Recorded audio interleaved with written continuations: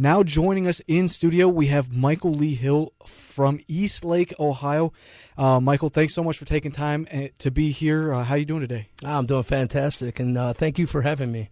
Now, I have to bring it up. In 2007, 23-song album you released, Music from Here to Andromeda. Where did the idea for the album come from?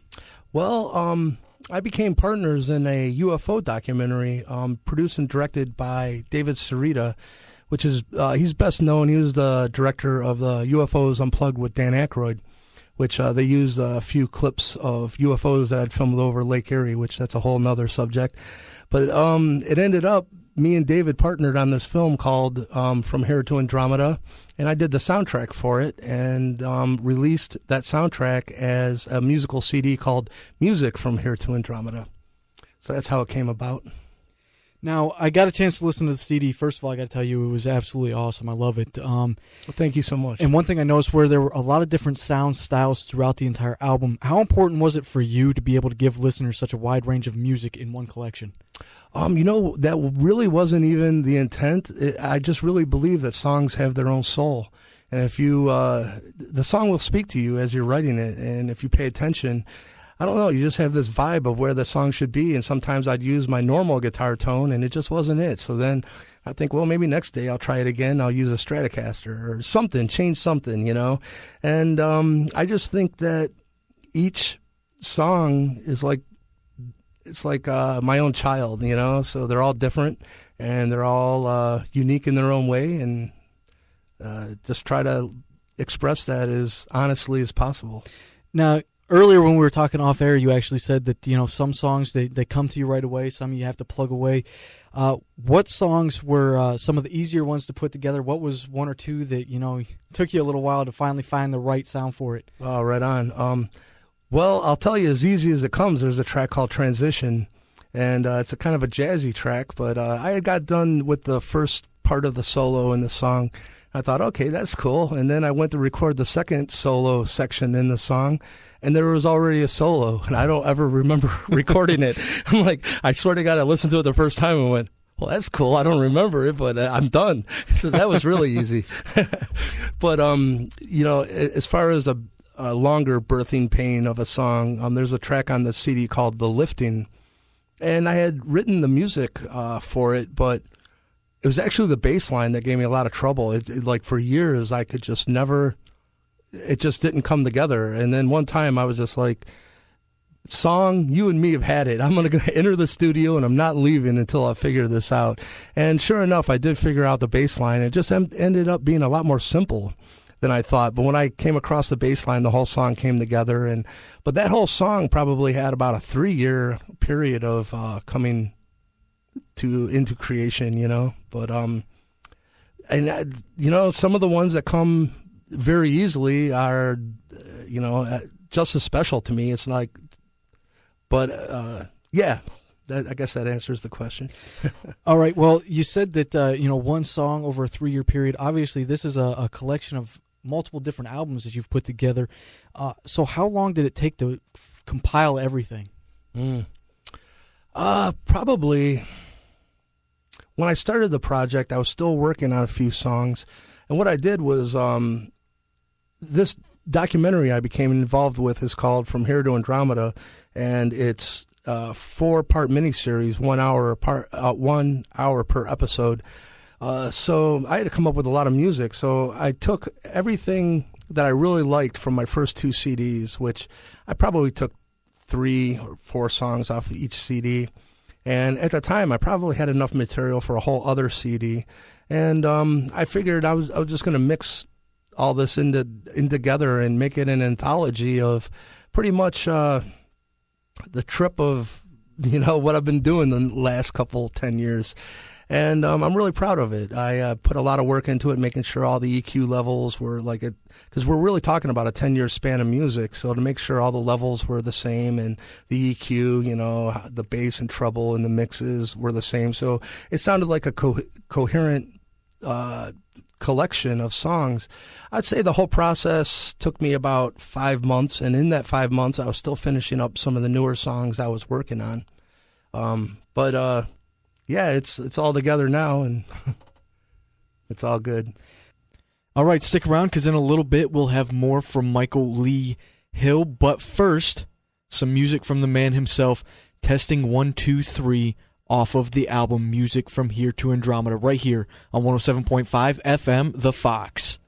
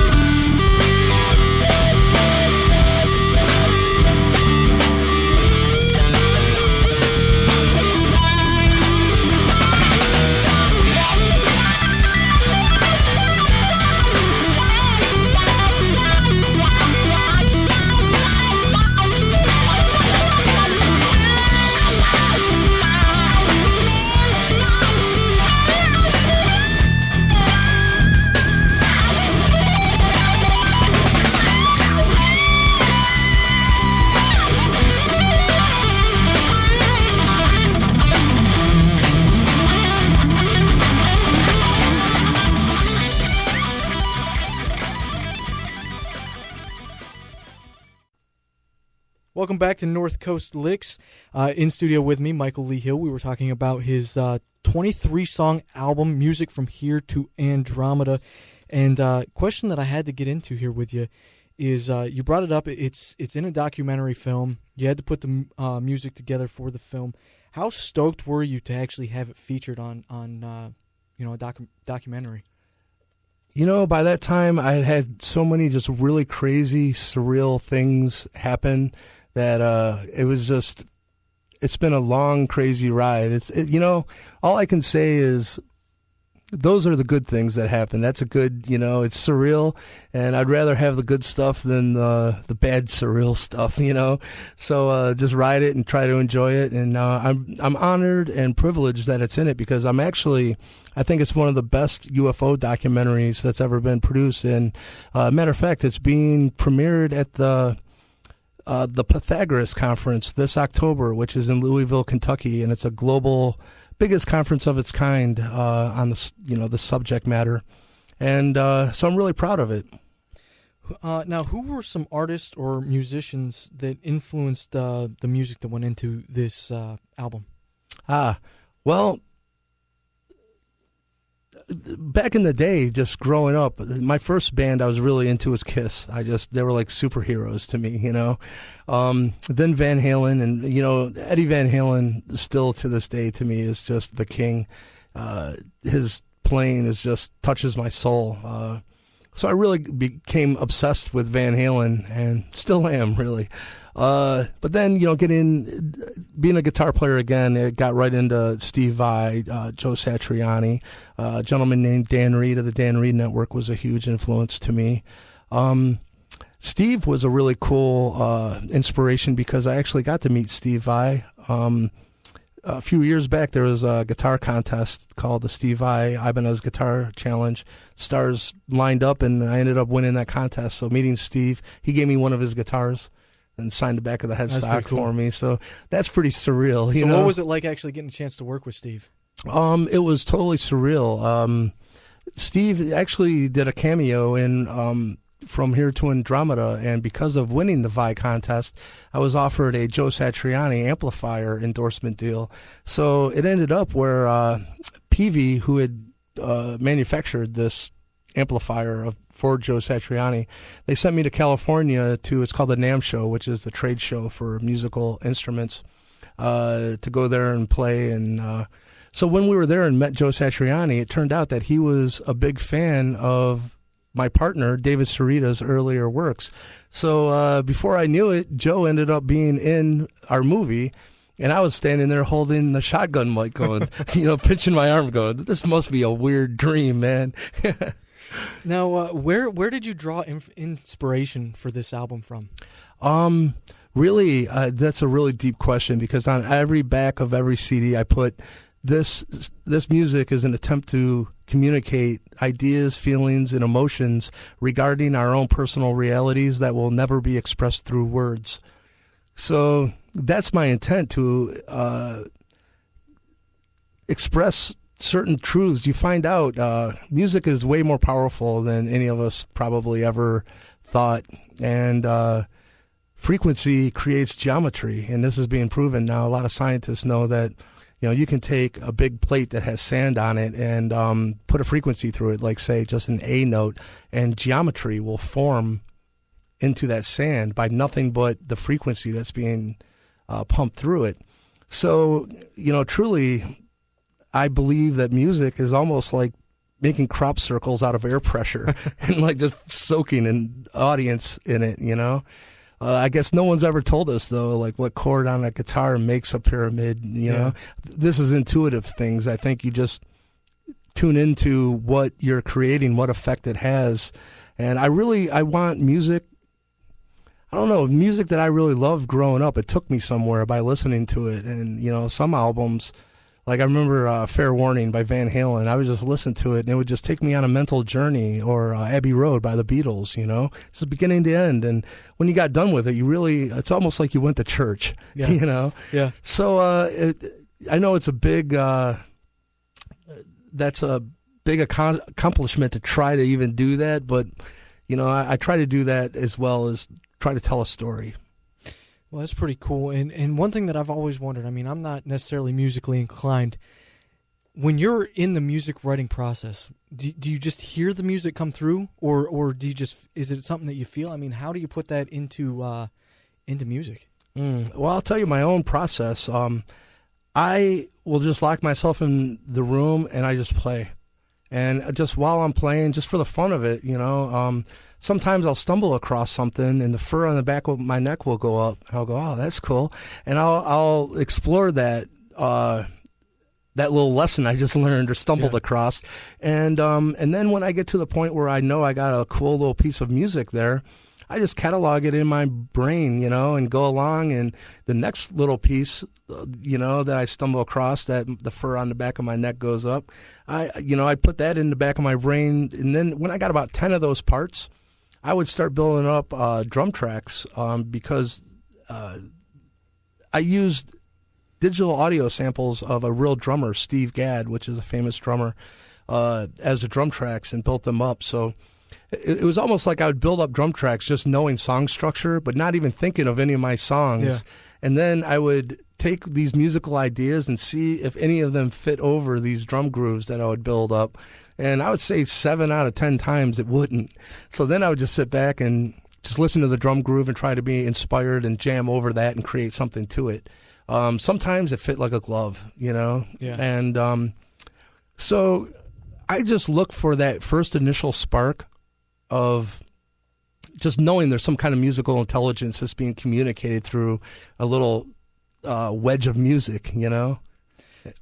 Now, before you released the CD Music from Here to Andromeda, you actually developed your own indie label. Talk a little bit about the process of making your own label. You know what happened was after I won the Steve Vai Ibanez Guitar Challenge, Steve's publicist and personal assistant at the time, his name was Richard Pike. He really liked my music and offered to help me out like greatly. I couldn't even believe it. He created a press kit for me, walked me through the whole process. He's like, dude, you gotta come up with a record label so when you send this out, it's not just like from your house, you know? Yeah. So he walked me through the process, really. He said, go get a P.O. box, you know, you need a logo. So I went online, found this place where you could design a logo, and I made about 10 logos, and I was all proud of myself. And I sent them to him. I get this email back. He's like, dude, these all suck. Hey, at least he was honest, all right? He's very honest. He helped me out so much in that regard. He sent me a zip file, and he goes, tell me if any of these pictures do anything for you. And I opened it up. Lo and behold, there's 10 crop circles. Pictures of crop circles. So I picked the one out that I really liked, and then he took that and put it into Photoshop and created a whole logo out of that. He like sucked the image right out of the crop circle and made a logo out of it. That's pretty cool.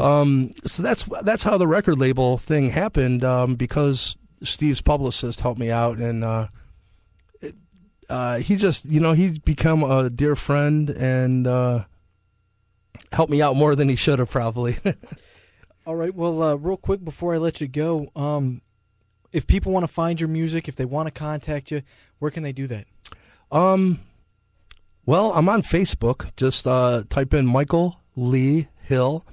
On YouTube, if you want to look into any of my videos of UFOs I have filmed over Lake Erie, you can find them on a YouTube channel called Frozen Hill. That's me. And around town, I am forming my own band now. It's going to be called MLH and the Chaos Lads. So we're practicing right now and going to be busting that out on the scene. So look for us at your favorite club. I think that about does it. Are there any shows coming up that anybody should be aware of? Yeah, well, I am doing a mini set of my own music at the Pythagoras Conference. So if you're interested in such things, it's a really huge conference. That's a 5-day event, and many truths revealing humanity's hidden past is going to be revealed. And I'm doing a set of music, and also, as I said, From Here to Andromeda, my UFO documentary is going to be shown there as well. So that's one event.